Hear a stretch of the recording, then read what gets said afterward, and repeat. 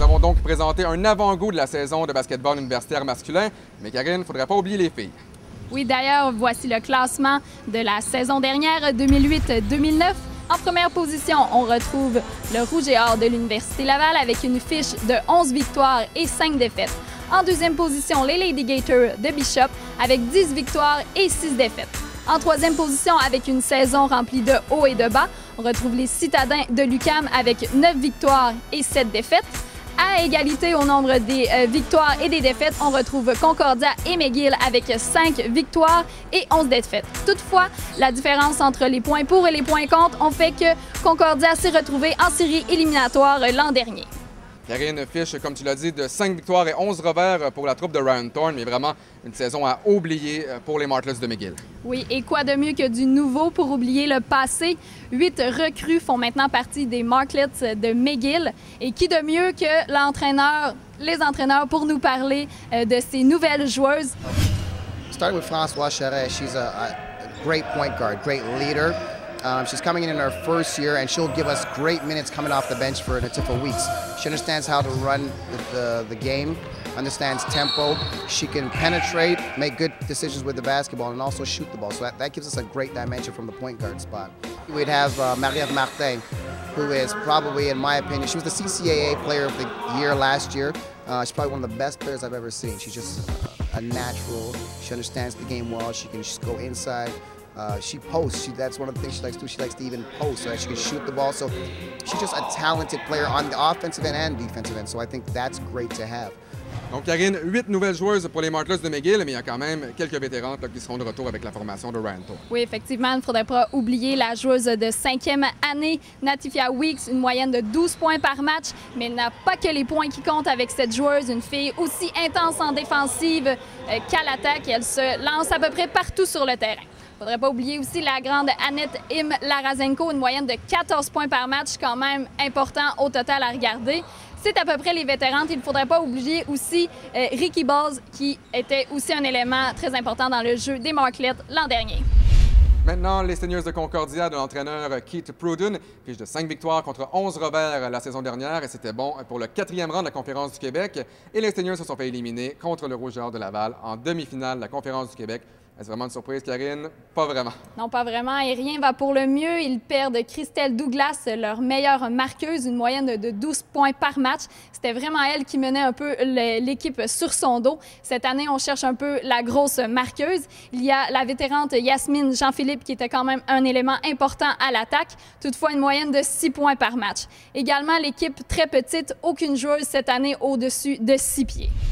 Passons maintenant aux Citadins de l'UQAM de Jacques Verscure. Les Citadins qui ont terminé avec une fiche de 9 victoires contre 6 revers la saison dernière. Et c'était bon pour le 3e rang de la Conférence du Québec. La troupe de Jacques Verscure a gagné contre les Lady Gators de Bishops en demi-finale avant de s'incliner contre Laval en finale. Mais Karine, cette saison, ça pourrait bien changer. Oui, un peu de sang neuf chez les Citadins. 2 nouvelles joueuses, Camille Michaud et Amy Simard, meilleure moyenne de points par match dans la Ligue collégiale 3 l'an dernier. Au niveau des vétérantes, on conserve le même noyau. Karine Boudria avec une moyenne de 14 points par match. Irline Noël avec 12 points par match et Jessica Bibo-Côté avec 9 points par match. 3 joueuses qui dominent également à la ligne de 3 points. Côté défensive, on conserve la vétérante Stéphanie Joachim. Pour nous parler davantage des nouvelles joueuses, qui de mieux qu'une recrue de l'an passé, Michelle Auger-Bellemare. On a des bonnes recrues qui viennent d'arriver aussi, Amy Simard, Camille Michaud, on avait besoin de grandeur aussi, puis ça va vraiment nous aider. Moi, j'avais joué avec Amy aussi à Édouard-Montpetit, puis j'avais adoré ça jouer avec elle, alors je suis vraiment contente qu'elle vienne. Puis non, je suis vraiment confiante pour cette année. Je pense qu'on n'a pas d'éléments manquants, on a tout ce qu'il faut pour gagner ça puis réussir. Du côté des Lady Gators de Bishops, Karine fiche de 10 victoires contre 6 revers pour la troupe d'Alex Perneau. Et elles se sont laissées surprendre en demi-finale de la Conférence du Québec par l'UQAM.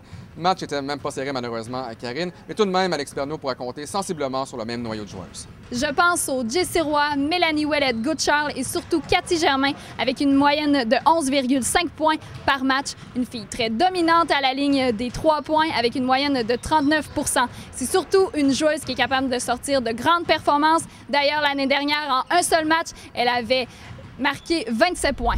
Et Karine, il faut souligner une perte importante là, pour les Lady Gators de Bishop cette saison.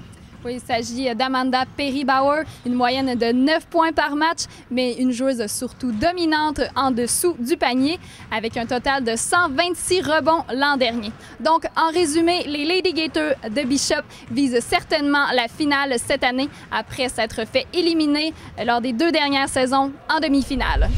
Maintenant, Karine, la grande puissance en basketball universitaire féminin, le Rouge et Or de l'Université Laval. Oui, et cette année, les gros canons sont de retour.